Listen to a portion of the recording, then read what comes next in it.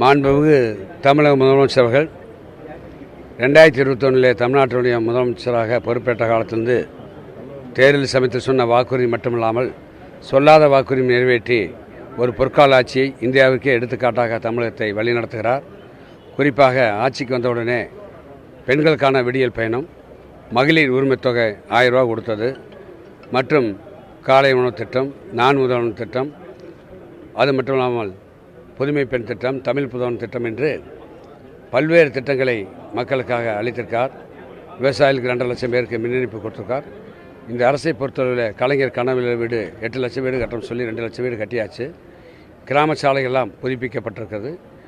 இந்த அரசை பொறுத்தவரை முதலமைச்சர்கள் எல்லோருக்கும் எல்லாம் இதில் ஜாதியோ கட்சியோ மதமோ இனமோ பார்க்காமல் ஒரு பொற்கால ஆட்சி நடத்தி கொண்டிருக்கார்.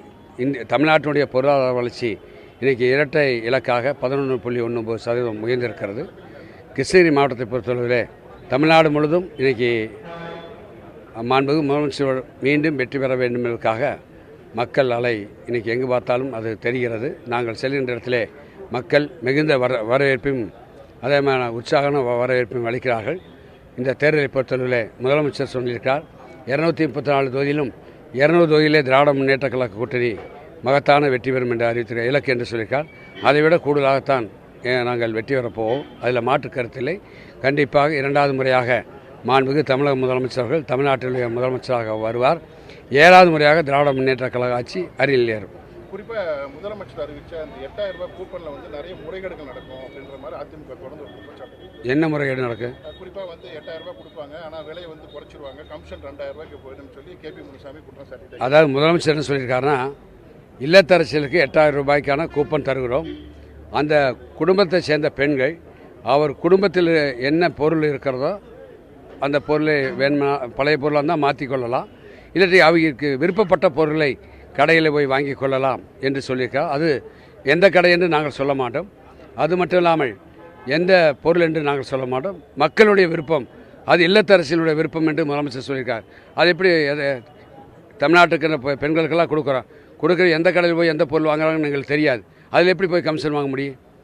அந்த இப்போ அவர்களை நான் கேட்டுக்கிறேன். இப்போ கூட்டணியில் இருக்கிறாங்க, அதை மட்டும் அவர்கிட்ட கேளுங்க. இப்போ 100 நாள் வேலை தலைவர் கலைஞரும் அன்னை சோனியா காந்தி தலைமையிலே அன்றைக்கி டாக்டர் மன்மோகன் சிங் அரசு கொண்டு வந்தது 98 ரூபாய்க்கு ஆரம்பிக்கப்பட்டது 2009-10. இன்றைக்கி 324 ரூபா சம்பளம். இன்றைக்கி வேலைக்கு செல்லுகிறவர்கள் 100 பேர் 120 பேர் வேலைக்கு 150 பேர் ஒரு கிளஸ்டரில் போய் வேலை செய்வாங்க. ஆனால் இன்றைக்கி ஒன்றிய அரசு கடந்த ஜனவரி மாதம் வரை அவருடைய ஆட்சி காலத்திலே அவர் மந்திரியாக இருந்தார், உள்ளாட்சித்துறை அமைச்சராக. 2011 21 வரை எந்த பிரச்சனையும் இல்லை. 21 இந்த 26 ஜனவரி வரை எந்த பிரச்சனையும் இல்லை. வேலைக்கு செல்கின்ற மக்கள் நிம்மதியாக போய் வேலை பார்த்து 310 ரூபா சம்பளம் வாங்கிட்டு இருந்தாங்க. இன்றைக்கி டெல்லி அரசாங்கம் புதிதாக ஒரு சட்டம் கொண்டு வந்திருக்கு. என்னென்னா, முதல்ல 100% டெல்லி அரசாங்கம் பணம் கொடுக்கும். இப்போ என்னென்னா, அவி 60%, மாநில அரசாங்கம் 40%. வேலையை முடிவு செய்யக்கூடிய இடம் அவங்க தானா.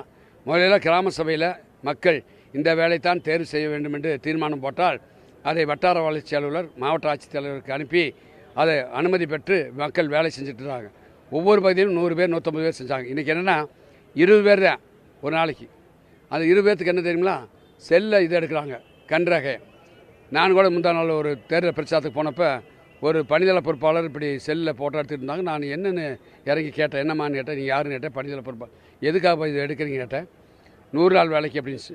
ஏமாண்ணே, இப்போ ஒரு அது அட்டண்டன்ஸுக்காக எடுக்கிறேன் அப்படின்ச்சு. அதில் 20 பேர்த்தில் 10 பேர்த்துக்கு கண்ணு விழுகலை, 10 பேர் வெளியே வந்துட்டாங்க. ஒரு நாளைக்கு 20 பேர் வேலைக்கு நீங்கள் எடுப்பீங்களான்ட்டு. ஆமாம், அதுக்கு மேலே நாங்கள் வேலைக்கு வந்தாங்கன்னா எல்லாத்துக்கும் செல்ஃபோனில் இந்த கன்றாகையை நாங்கள் பதிவு செய்ய முடியாது, அட்டண்டன்ஸ் எடுக்க முடியாது அப்படின்னு சொல்லிச்சு. அதுக்கு மட்டும் அவர் பதிவு கேளுங்க. இப்போ கூட்டணியில் இருக்கார்ல இந்தியா, அதாவது என்டிஏ கூட்டணியில் இருக்கார்ல, அவர் உள்ளாட்சித்துறை அமைச்சராக இருந்தார். இதுக்கு மட்டும் அவர் பதிவு சொல்லிட்டாருன்னா போதும். குறிப்பாக இப்போ விஜய் என்ன சொல்கிறாருன்னா, திமுக காங்கிரஸ் கட்சி விலைக்கு வாங்கிட்டாங்க, ஆனால் உண்மையான காங்கிரஸ் கட்சியினர் எல்லாருமே எங்கள் கூட தான் இருக்கிறாங்க அப்படின்னு. அதே போல் என்ன சொல்கிறது, தேர்தல் ஆணையம் கட்டுப்பாடு இருக்கிறதுனால தான் இந்த நெல்லை தூத்துக்குடி நிகழ்ச்சி நடக்குதுன்னு சொல்லி சார். அதாவது அவர் என்ன வேணாலும் பேசலாம். மாண்புமிகு முதலமைச்சரை பொறுத்தவரை தமிழகத்திலே இன்றைக்கி ஆட்சி பொறுப்பேற்ற முன்பு சட்ட ஒழுங்கம் சரியாக இருக்கிறது.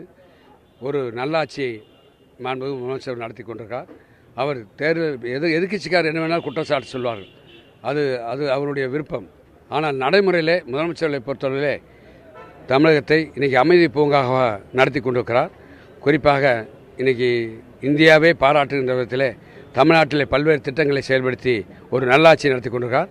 அவர் தேர்தல் காலத்தில் நிற்கிட்டு மக்கள் 23ஆம் தேதி ஓட்டு போடுறாங்க, மே 4ஆம் தேதி வாக்கு எண்ணிக்கை. அப்போ நீங்கள் பார்த்து அவர் என்ன சொல்கிறாருங்கிறதுக்கு மக்கள் தெளிவான முடிவு எடுப்பார்கள்.